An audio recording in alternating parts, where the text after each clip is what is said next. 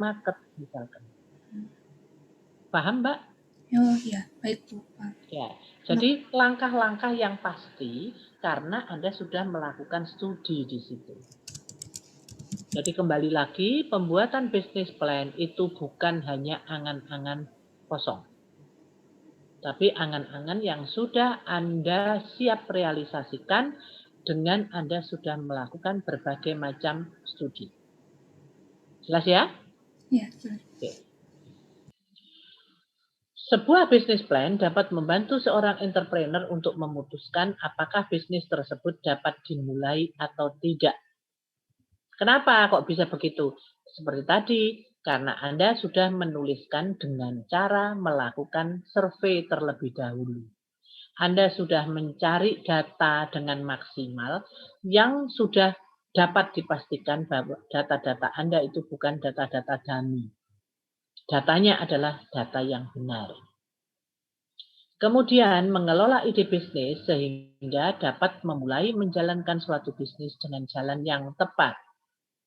Tadi kan Anda sudah punya ide bisnis sehingga Anda bisa membuat bisnis plan, ya kan? Kalau di tengah jalan bisnis plan Anda ternyata gagal, berarti ya tidak bisa dijalankan bisnisnya. Kemudian di dalam bisnis plan itu membantu seorang entrepreneur menjelaskan ide bisnisnya kepada lembaga keuangan untuk mendapatkan bantuan atau soft loan, yaitu pinjaman lunak.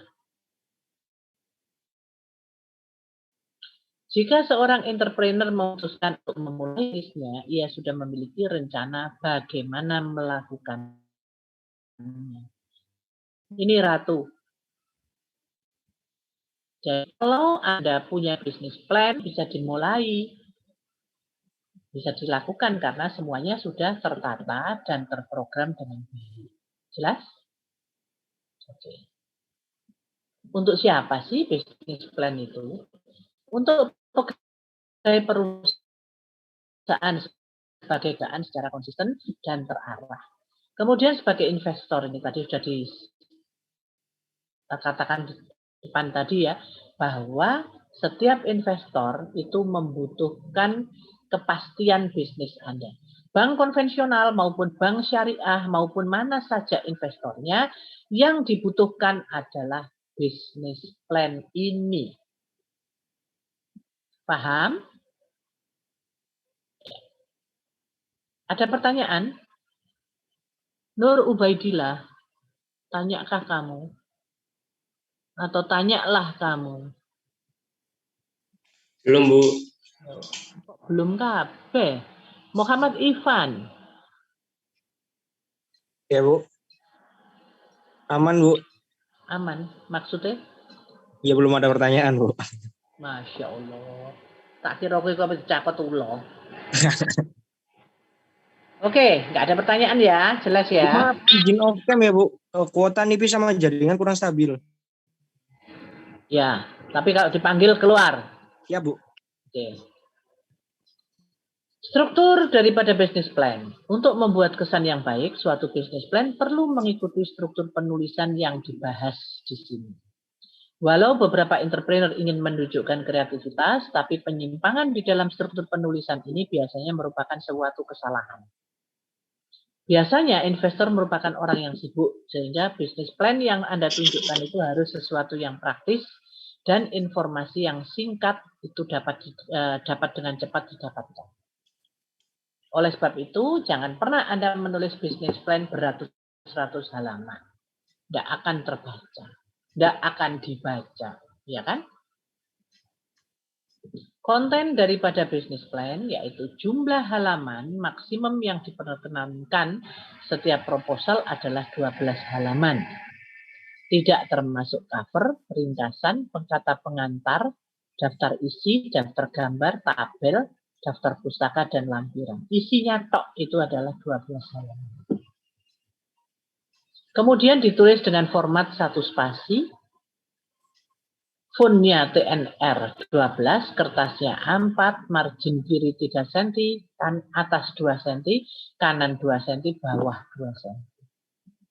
Ya, ini merupakan satu format yang disepakati untuk teknopreneur dan pembuatan bisnis plan pada teknopreneur, dan ini merupakan satu format untuk PKMK.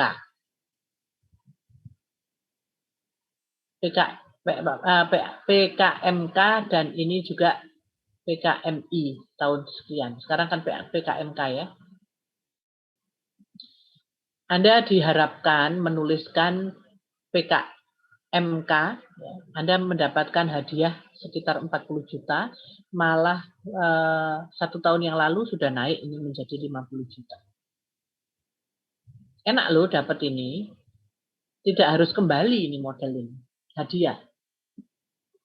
Jadi kakak kelas Anda itu banyak yang sudah mendapatkan hadiah. Yang beberapa tahun yang lalu itu adalah usaha dia adalah membuat sepatu dan sandal dari perca kain-kain sisa batik, khusus batik. Karena yang diutamakan adalah budaya Indonesia yang tertuang di dalam batik. Tapi bukan batik yang utuh, batik perca. Dan bukan motif batik, namun betul-betul real batik. Jadi, sebetulnya yang pakaian Anda pakai itu mayoritas kalau batik itu adalah bukan batik, tapi printing atau cat. Padahal yang dinamakan batik itu adalah batik yang mulai dari nyanting malam, gambar secara mandiri dan sebagainya, itu adalah batik. Kemudian dicelup, kemudian baru diambil. Dengan proses yang demikian ruwetnya, itulah batik. Kalau printing dan cap itu tinggal ngecap saja, nggak masalah sama sekali.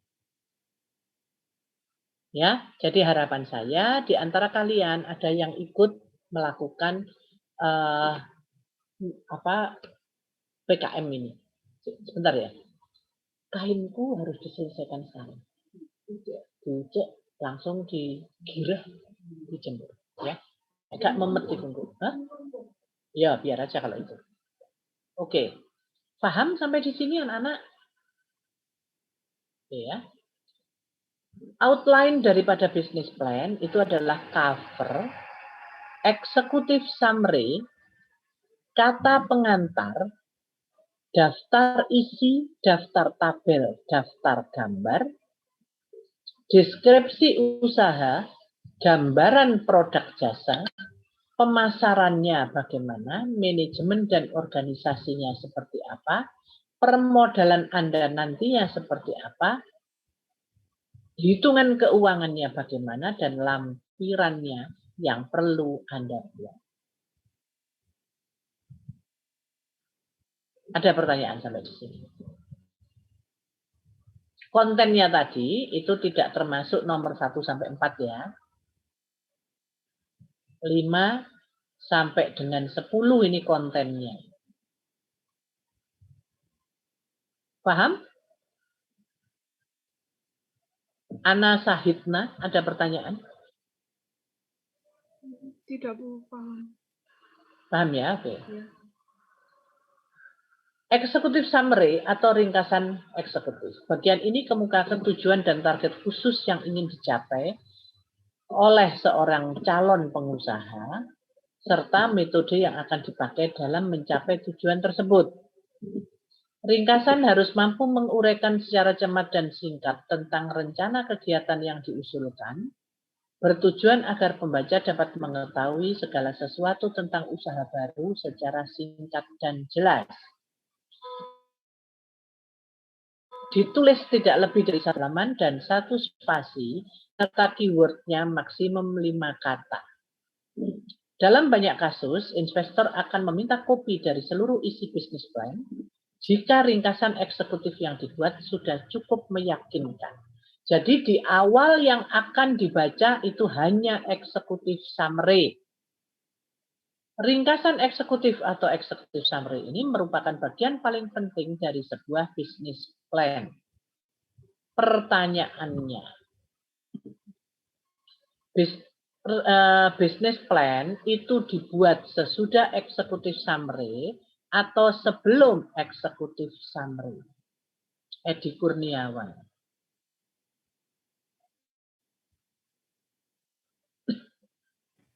Ya, Bu.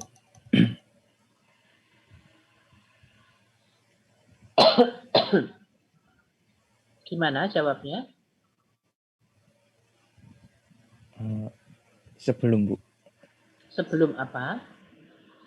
Sebelum executive summary. Berarti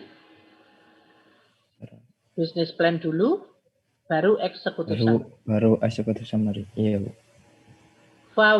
Fawasardi, agree or not agree?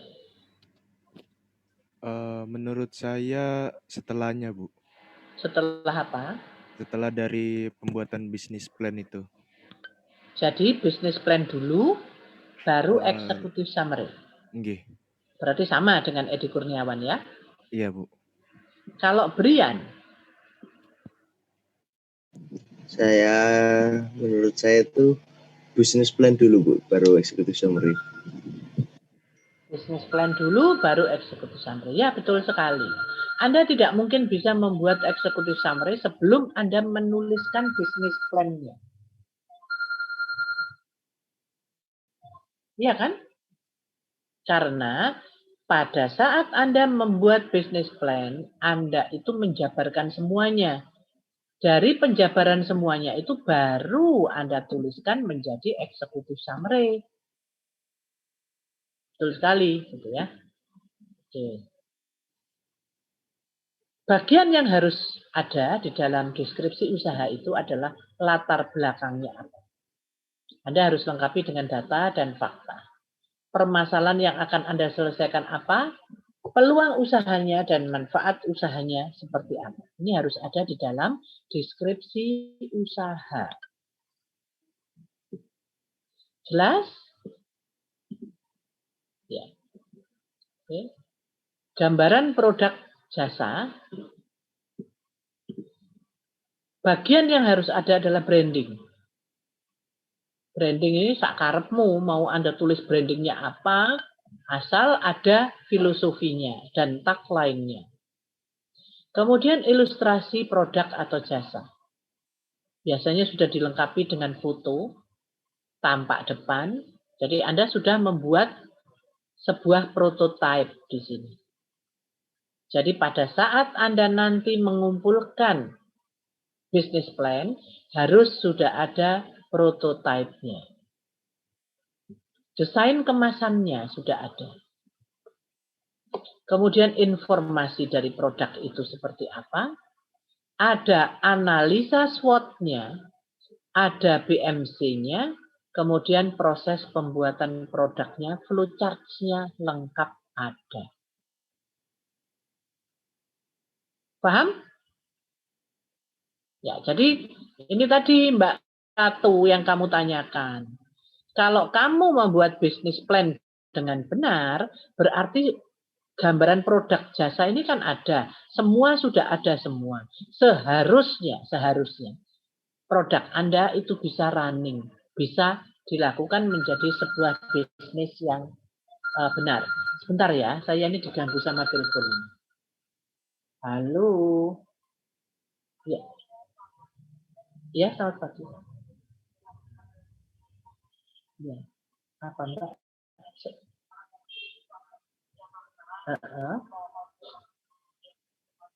Iya, betul. Iya, agak cepat bisa. Saya lagi kuliah. Iya.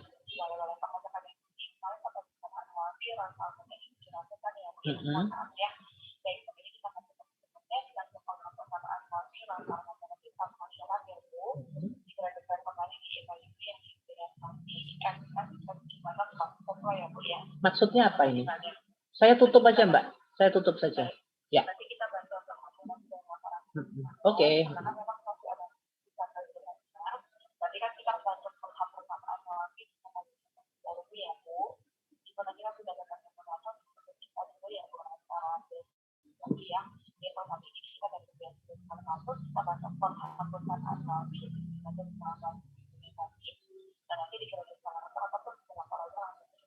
Oke.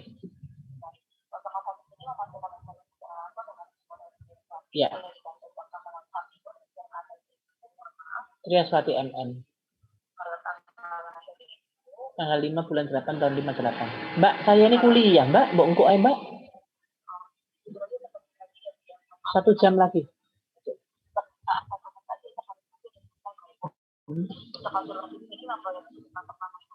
Ibu Budi Yasmini.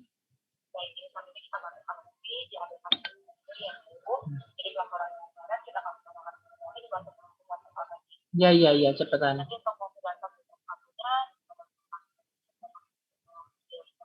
Oke. Ya, makasih. Oke, ya ganggu aja. Ini jelas ya, sudah ya? Ada pertanyaan sampai di sini? Nggak ada, oke. Pemasaran. Untuk pemasaran, bagian yang ada harus ada segmentasinya, harus ada targetingnya, harus ada positioningnya, dan bauran pemasaran. Ini ada produk, place, price, promotion. Untuk kategori produk ada 7P. Product, place, price, promotion, people, process, physical evidence, physical evidence, dan untuk kategori, kalau ini adalah untuk kategori jasa.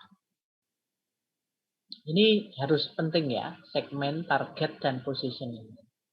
Kemudian manajemen dan organisasi, bagian yang harus ada adalah struktur organisasi usaha, job description dari masing-masing ini, kemudian reward and punishment.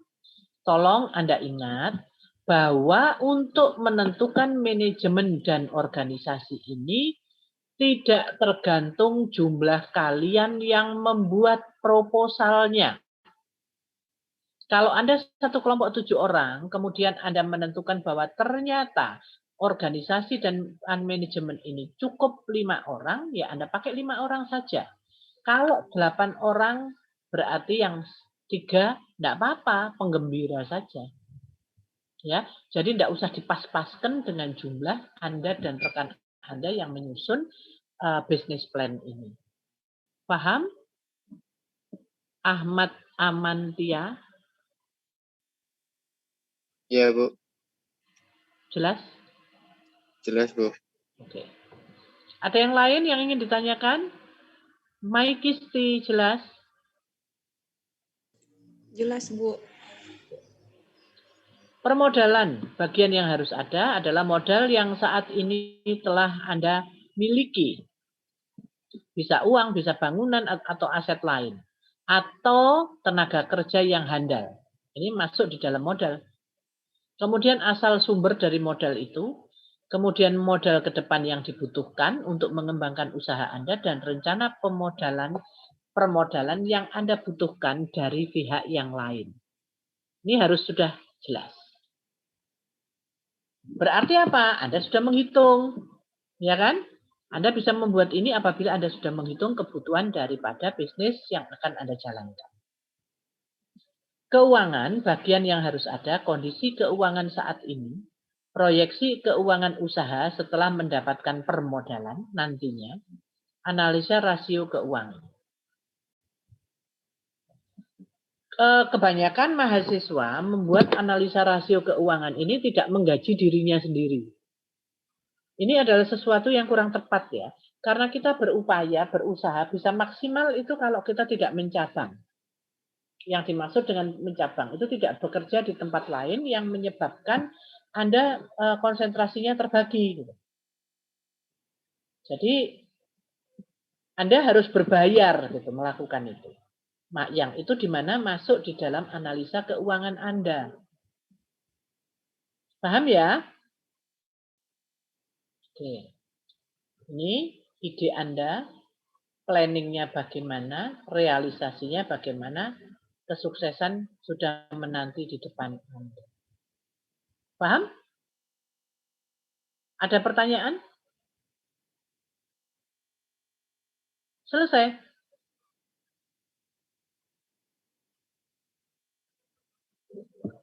Silakan yang ingin bertanya.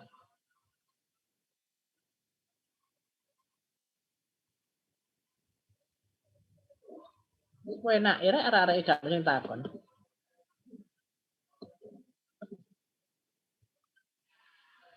Brian, ada yang ingin kamu tanyakan? Belum, Bu.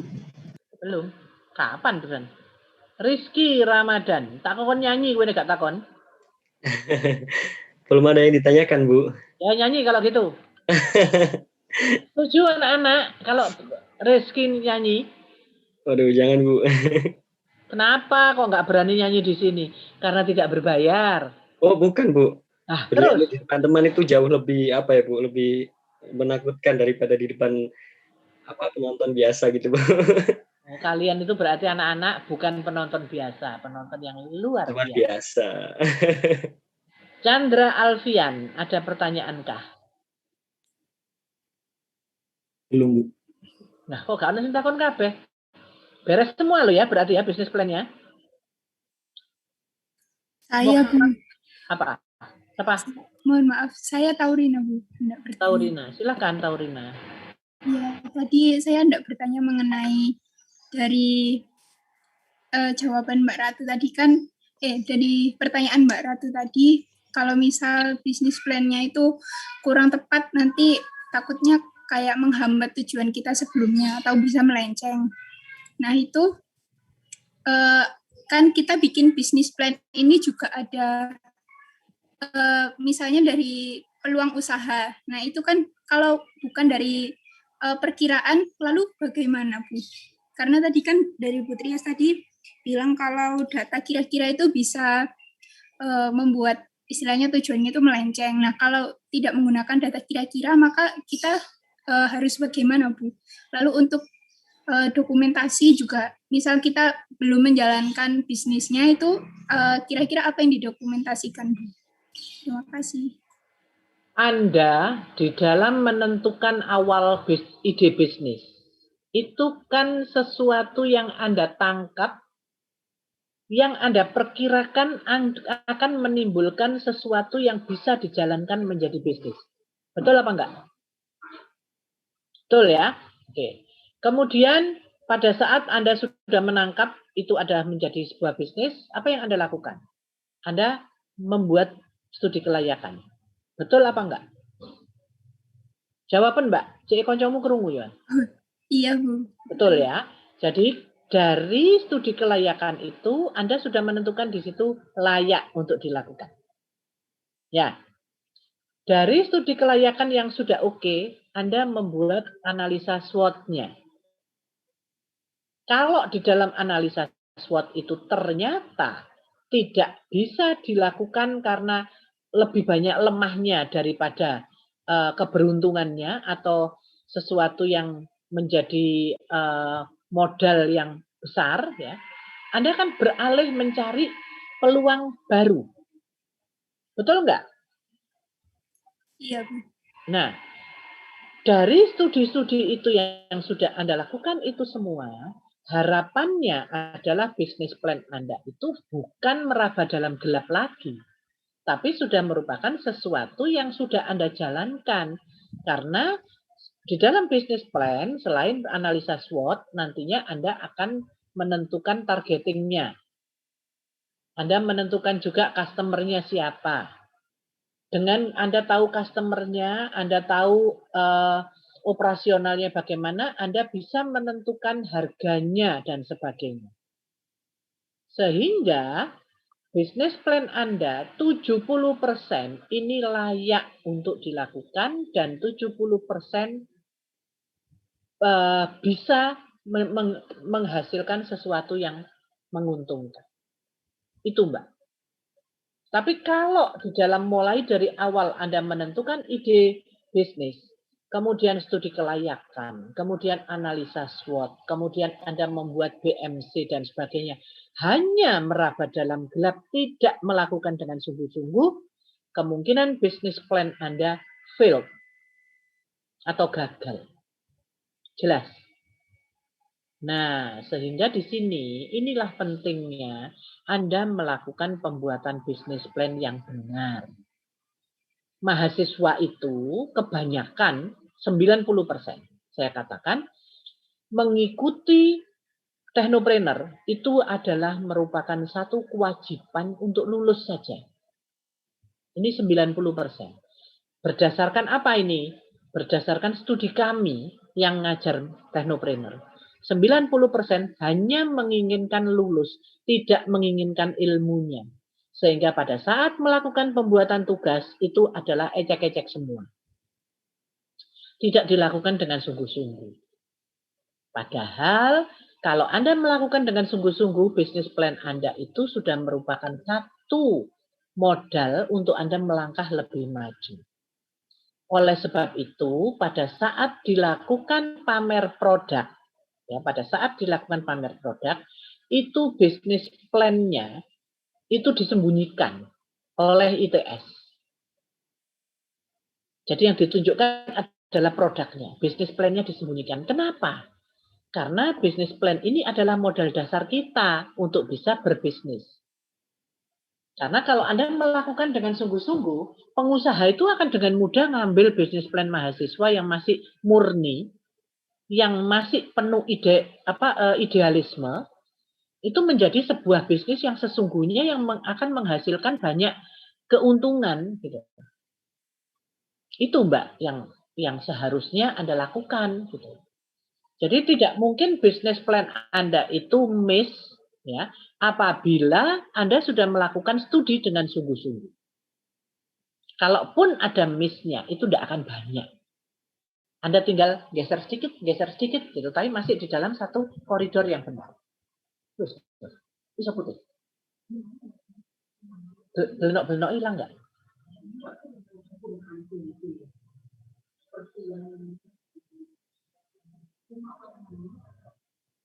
Oh ya. Jelas, Taurina? Iya, Bu. Jelas. Ada pertanyaan lain dari kalian semua, bukan hanya Taurina yang boleh tanya. Ayo, takono. Assalamualaikum, saya mau bertanya, Bu. Waalaikumsalam. Siapakah Anda? Ido Aza, Bu. Ido Aza. Oke, silakan Ido.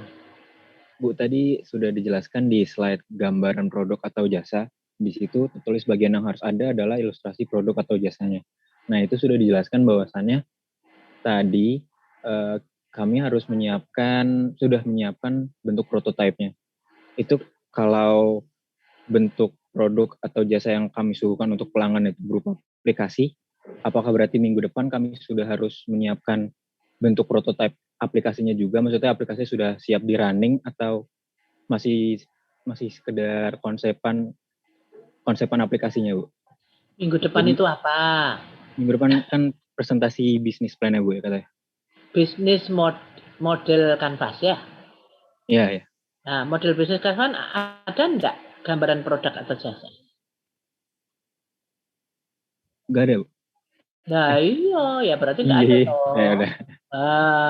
Tapi pada akhir perkuliahan, pada saat bisnis plan, pada saat Anda mengumpulkan bisnis plan, harus sudah ada. Oke, Bu. Baik. Jelas? Jelas, Bu. Oke. Ada pertanyaan lain? Waalaikumsalam. Ada pertanyaan lain? Untuk yang dokumentasi tadi, Bu, itu kira-kira apa saja ya, Bu, yang didok? Dokumentasi yang mana? Ini bagian yang harus ada ini. Tadi ada di slide agak awal kalau tidak salah, Bu. Dokumentasi yang mana? Oh, di lampiran, Bu. Nah, ya ini. Mana? Di bagian lampiran. Outline. Judulnya outline.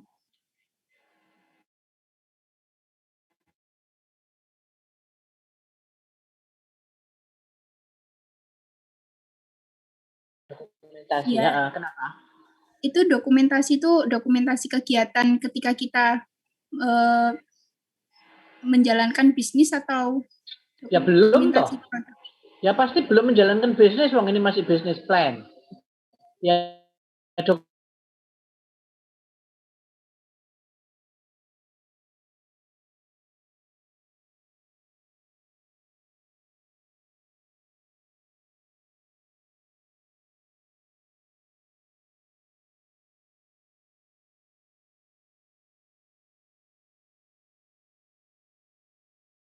jelas. Ya, baik Bu. Terima kasih. Tidak ada kan di sini model bisnis Canvas gambarnya. Nah, masukkan di dalam lampiran. Jelas? Baik Bu. Iya, Oke. terima kasih.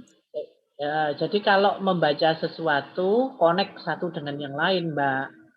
Kalau enggak, nanti terputus-putus. Tapi paling tidak, satu, kamu lebih maju daripada yang lain, karena kamu bisa tanya.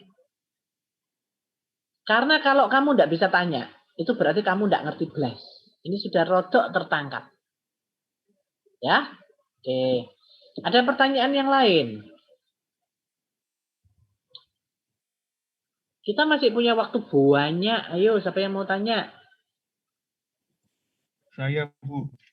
Siapakah namamu? Muhammad Naufal. Noval, silakan Noval.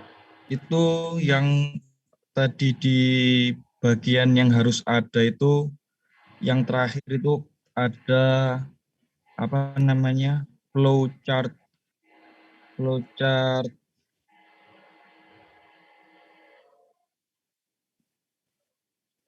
Yang mana? Oh, bukan, Bu. Sebelumnya. Oh ya, ini nih, yang terakhir, Bu. Ada flowchart produksi, proses pembuatan produknya. Nah, itu kalau misalnya yang ditawarkan ini, Mana toh ini tah? Proses ya, pembuatan Bu. produk. Kalau misalnya yang ditawarkan itu jasa, itu kira-kira susunan flowchart-nya itu dimulai dari apa dan diakhiri dengan apa, Bu? Loh, saya kan nggak tahu produkmu itu apa. Enggak, maksudnya gambarannya itu apakah pada saat penyusunan flowchart itu mulainya itu dari modal atau dari offer yang kita bawa atau dari apa yang diinginkan customer dan lain-lain gitu, Bu, maksudnya. Apa yang menjadi titik penting di dalam bisnismu? Yang tahu Anda sendiri.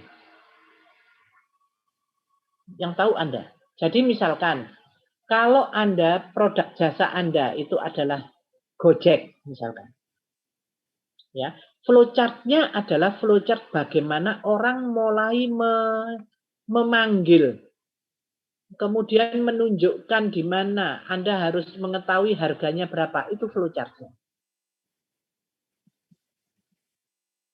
Paham?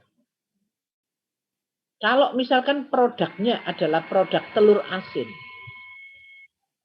maka flowchart-nya adalah mulai dari mendapatkan telur yang belum diasin, kemudian proses pengasinan, kemudian proses membersihkan dan proses menjual. Itu proses pembuatan. Tertangkapkah? Tertangkap, Bu. Oke. Ini ada 2 orang yang belum masuk, padahal kita sudah mulai pulang. Nurin ini sudah masuk apa belum? Belum tadi. Nidowasa sudah masuk apa belum? Emil Didan, koncomu loro iki mlebu apa dorong? Sudah, Bu, tadi kan saya yang nanya. Apa? Sudah, ini saya Nidoaza. Tapi itu Zoom yang lain lagi. Maksudnya Zoom saya dari laptop. Kalau ini dari HP. Soalnya koneksi nggak stabil, Bu. Jadi saya masukin duanya. Terus Nurin yang mana? Nurin belum masuk Zoom. Tadi belum masuk toh? Iya. Ya sudah, tolak tok sak jam. Oke. Ada pertanyaan yang lain? Emil Didan sudah mbok foto? Sudah, Bu. Teman-temanmu? Iya. Oke. Baik, kalau nggak ada pertanyaan, saya akhiri. Sampai ketemu minggu depan. Anda presentasi model bisnis Canvas. Tolong dilatih untuk membuat tulisan mempresentasikan dengan cepat karena Anda harus cepat presentasinya. Paham ya? Sampai jumpa minggu depan. Assalamualaikum warahmatullahi wabarakatuh. Waalaikumsalam. Terima kasih. Terima kasih, Bu. Sama-sama. Silakan absen, silakan ngisi materi kuliah ya. Sak jam.